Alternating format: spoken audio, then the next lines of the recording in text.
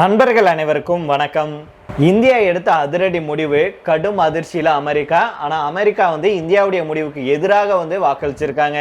அது என்ன அப்படிங்கறத நம்ம இந்த வீடியோல தெரிஞ்சுக்கலாம். அதே போல பாத்தீங்கன்னா ட்ரம்ப் சொல்றதையெல்லாம் எங்களால கேட்க முடியாது அப்படின்னு இந்தியா அதிரடி காமிச்சிருக்காங்க.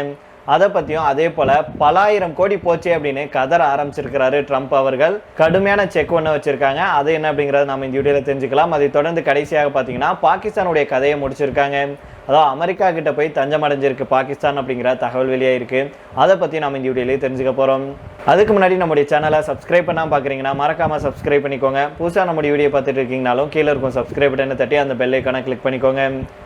இஸ்ரேலுக்கும் பாலஸ்தீனத்துக்கும் இடையிலான நீண்டகால மோதலுக்கு தீர்வு காணும் முயற்சியில நியூயார்க் பிரகடனத்தை ஆதரித்து ஐக்கிய நாடுகள் பொது சபையில இன்னைக்கு வாக்கெடுப்பு நடைபெற்றது.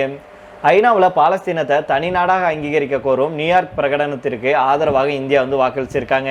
இந்த நியூயார்க்குடைய டிக்ளரேஷனுக்கு ஆதரவாக 142 நாடுகளும் எதிராக 10 நாடுகளும் வாக்களித்த நிலையில தீர்மானம் நிறைவேறி இருக்கு. அமெரிக்கா, இஸ்ரேல், ஹங்கேரி, அர்ஜென்டினா உள்ளிட்ட நாடுகள் இந்த பிரகடனத்துக்கு எதிராக வாக்களிச்சிருக்காங்க. மேற்காசிய நாடான இஸ்ரேல் மற்றும் பாலஸ்தீனம் தொடர்பான பிரச்சனைக்கு தீர்வு காண்பது தொடர்பாக ஐநாவுடைய உயர்நிலை கூட்டம் கடந்த ஜூலை மாதம் நடந்துச்சு. இந்த கூட்டத்தை அமெரிக்கா மற்றும் இஸ்ரேல் புறக்கணிச்சாங்க. இந்த கூட்டத்தை தொடர்ந்து பாலஸ்தீன பிரச்சனைக்கு அமைதியான தீர்வு மற்றும் இரு தனித்தனி நாடுகளே தீர்வு அப்படிங்கிற தலைப்புல நியூயார்க் பிரகடனம் அப்படிங்கிற 25 பக்க ஆவணம் வெளியிடப்பட்டது. அந்த பிரகடனத்துல பாலஸ்தீனத்தின் காசாவில் போரை நிறுத்த வேண்டும், காசாவிலிருந்து இஸ்ரேலிய படைகளை முழுமையாக திரும்ப பெற வேண்டும், காசாவை கட்டுப்பாட்டில் வைத்துள்ள ஹமாஸ் பயங்கரவாத அமைப்பு அனைத்து பிணை கைதிகளையும் விடுவித்து அதன் ஆயுதங்களை ஒப்படைக்க வேண்டும் அப்படின்னு வலியுறுத்தப்பட்டுச்சு. மேலும் காசாவில் பொதுமக்கள் மீது இஸ்ரேல் நடத்திய தாக்குதல்களையும் இது கண்டிக்கிறது அப்படின்னு போட்டிருந்தாங்க. இந்த நிலையில தான் நியூயார்க் பிரகடனத்தை ஆதரித்து ஐக்கிய நாடுகள் பொது சபையில இன்னைக்கு வாக்கெடுப்பு நடைபெற்றது. ஐநாவில் பாலஸ்தீனத்தை தனி நாடாக அங்கீகரிக்க கோரும் நியூயார்க் பிரகடனத்துக்கு ஆதரவாக இந்தியா வாக்களிச்சாங்க. நியூயார்க் பிரகடனத்துக்கு ஆதரவாக இந்தியா உள்ளிட்ட 142 நாடுகள் வாக்களித்திருக்காங்க. அதன்படி தீர்மானமும் நிறைவேற்றப்பட்டிருக்கு. நியூயார்க் பிரகடனத்துக்கு எதிராக 10 நாடுகள் வாக்களிச்சிருக்காங்க. அதாவது America, Israel, Hungary, Argentina, Papua New Guinea, Paraguay, Tonga உள்ளிட்ட நாடுகள் இந்த பிரகடனத்துக்கு எதிராக வாக்களிச்சிருக்காங்க. 12 நாடுகள் வாக்கெடுப்புல பங்கேற்காம தவிர்த்திருக்காங்க. வரும் செப்டம்பர் 22 நியூயார்க்ல நடைபெற இருக்கும் ஐநா உச்சி மாநாட்டுக்கு முன்னதாக இந்த வாக்கெடுப்பு நடைபெற்றது. இந்த உச்சி மாநாட்டுக்கு ரியாத் மற்றும் பாரிஸ் இணைந்து தலைமை தாங்குறாங்க. அந்த உச்சி மாநாட்டில் பிரான்ஸ் அதிபர் இமானுவேல் மேக்ரோன் பாலஸ்தீன அரசை முறையாக அங்கீகரிப்பதாக உறுதியளிச்சிருக்கிறாரு. இதற்கிடையில தான் பாலஸ்தீனுடைய மேற்கு கரையில இஸ்ரேலால் ஆக்கிரமிக்கப்பட்ட பகுதியில ஒரு புதிய யூத குடியிருப்பை அமைக்கும் விழா நடைபெற்றது. அந்த நிகழ்வுல கலந்து கொண்டு பேசிய இஸ்ரேல் பிரதமர் நெத்தன்யாகு, இனி ஒருபோதும் பாலஸ்தீனம் அப்படிங்கிற நாடு அமையாது, இந்த இடம் எங்களுக்கு சொந்தமானது, பாலஸ்தீன நாடு இருக்காது அப்படிங்கிற எங்கள் வாக்குறுதியை நாங்கள் நிறைவேற்ற போகிறோம், நாங்கள் எங்கள் பாதுகாப்பை உறுதி செய்வோம் அப்படின்னு அவர் பேசியிருந்தாரு.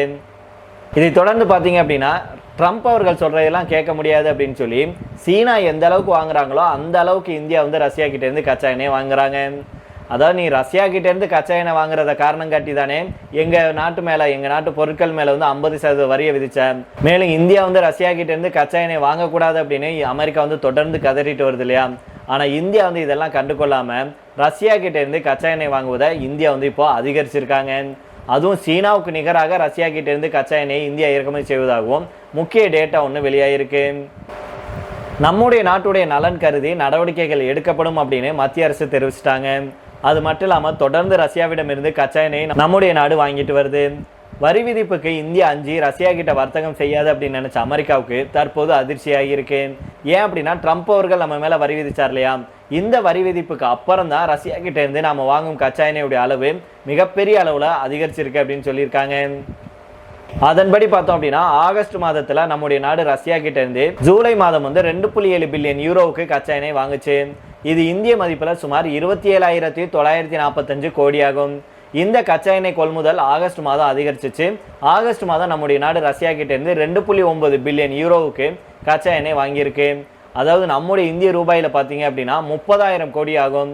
இந்த விவரத்தை பின்லாந்துடைய தலைநகர் ஹெலின்சிங்கை தலைமையிடமாக கொண்ட Centre of Research on Energy and Clean Air நிறுவனம் தெரிவிச்சிருக்காங்க. ரஷ்யா கிட்ட இருந்து சீனா கடந்த ஜூலை மாதம் 42,435 கோடிக்கு கச்சா எண்ணெய் வாங்குச்சு. அதுக்கப்புறமா அதை குறைத்து கொண்டது.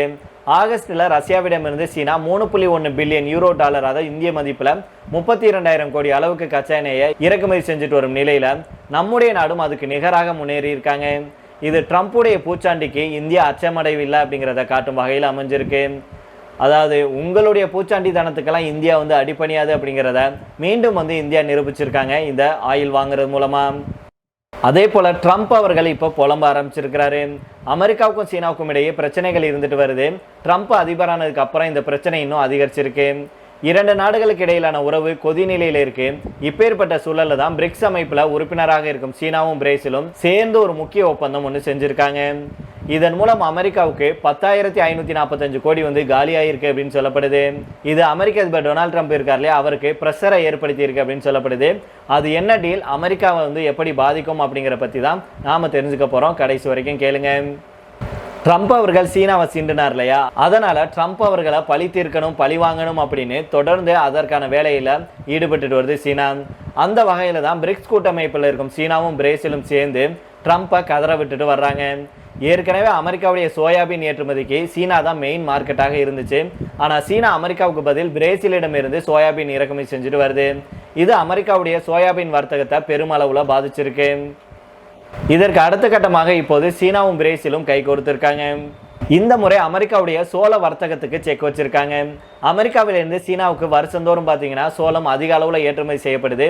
கடந்த 2024ஆம் ஆண்டில் அமெரிக்காவிடமிருந்து சீனா மொத்தம் 10,545 கோடி ரூபாய்க்கு, அதாவது 1.2 பில்லியன் டாலர் அளவுக்கு சோளத்தை இறக்குமதி செஞ்சுச்சு. ஆனால் ட்ரம்ப் அவர்கள் அதிபர் தேர்தலில் வெற்றி பெற்றதுக்கு அப்புறம் சோள இறக்குமதியை சீனா குறைக்க தொடங்குச்சு.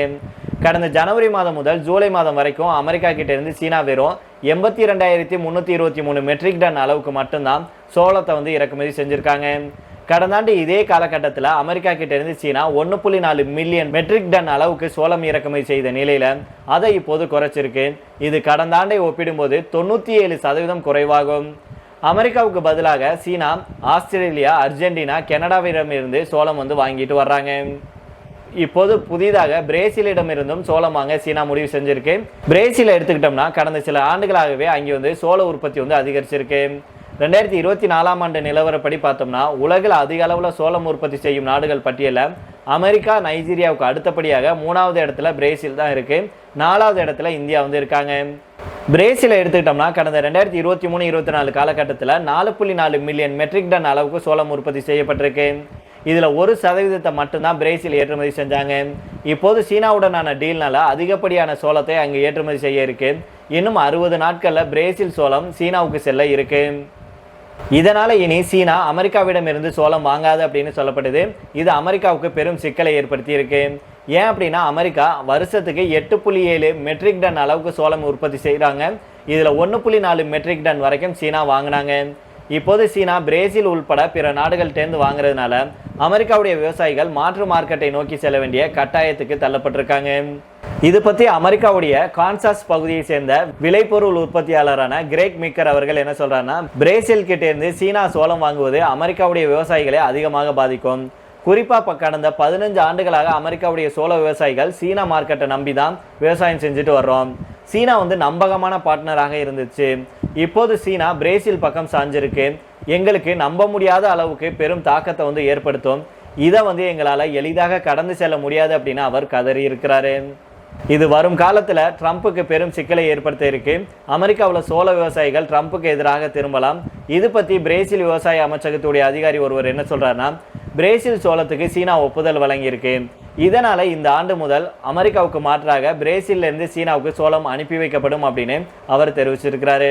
இதை தொடர்ந்து கடைசியாக பார்த்தோம் அப்படின்னா பாகிஸ்தான் பொருளாதார நெருக்கடியில சிக்கி தவிச்சிட்டு வருது. அந்த நாட்டுடைய வளங்களை ஏற்கனவே சீனா அள்ளி செல்லும் நிலையில இப்போது பாகிஸ்தான் அமெரிக்கா கூட முக்கிய ஒப்பந்தம் செஞ்சிருக்கு. இந்த ஒப்பந்தம் அப்படிங்கிறது அரிய கனிமங்கள் சார்ந்தது.